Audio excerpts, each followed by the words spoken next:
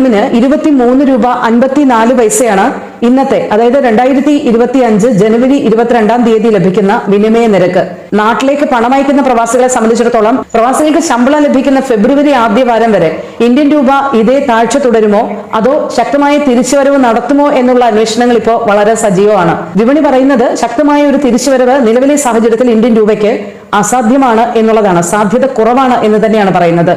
American പ്രസിഡന്റായി Donald Trump ചുമതലയേറ്റ സാഹചര്യത്തിൽ ഡോളർ ശക്തിപ്പെടുന്ന ഒരു സാഹചര്യമാണ് ആഗോള തലത്തിലുള്ളത്. ഡോളറിനെതിരെ ഇന്ത്യൻ രൂപ ചരിത്രത്തിലെ ഏറ്റവും വലിയ താഴ്ചയിലൂടെ കടന്നു പോവുകയാണ്. 86 രൂപ 57 പൈസയാണ് ഇന്നത്തെ വിനിമയ നിരക്ക് രേഖപ്പെടുത്തുന്നത്. ഇത് വലിയ താഴ്ചകളിൽ ഒന്നാണ്. നിലവിൽ രൂപയുടെ മൂല്യത്തകർച്ച പിടിച്ചു നിർത്താൻ RBI കാര്യമായിട്ടുള്ള ഇടപെടലുകളൊന്നും ഇപ്പോൾ നടത്തുന്നില്ല. ഫെബ്രുവരിയിൽ ഇന്ത്യൻ ബജറ്റ് വരാൻ പോവുകയാണ്. മാത്രമല്ല, ക്രൂഡ് ഓയിൽ വില ഉയർന്നു നിൽക്കുന്നു. ഇന്ത്യൻ വിപണിയുമായി ബന്ധപ്പെട്ട് നിക്ഷേപകരുടെ ഒരു പിന്മാറ്റമടക്കമുള്ള സൂചനകളുണ്ട്.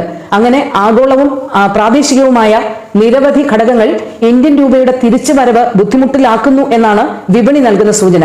മാത്രമല്ല, രൂപയുടെ ഭാവി 2025-ൽ ഒരു ഡോളറിന് 88 രൂപ വരെ താഴ്ചയിലേക്ക് രൂപ പതിച്ചേക്കാം എന്നും, അങ്ങനെയാണെങ്കിൽ ഒരു UAE ദിർഹമിന് 27 രൂപ നിരക്കിൽ വിനിമയ മൂല്യം ലഭിച്ചേക്കാമെന്നും വിപണി സൂചന നൽകുന്നുണ്ട്.